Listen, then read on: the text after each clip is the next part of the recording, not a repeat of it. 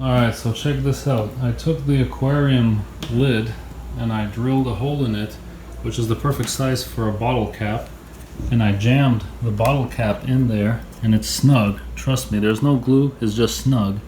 Now this is the rest of the bottle that I cut. That's going to act as a funnel. I'm going to screw this in here. So this is modular because, you know, for maintenance purposes and stuff. So that's screwed in there. Now that's not going anywhere. And then, you know, so this is to feed the fish while I'm on vacation. So check this out. Then you have like stuff like this to prop up the feeder. This is the feeder. The thing in the front opens. It's going to drop pellets.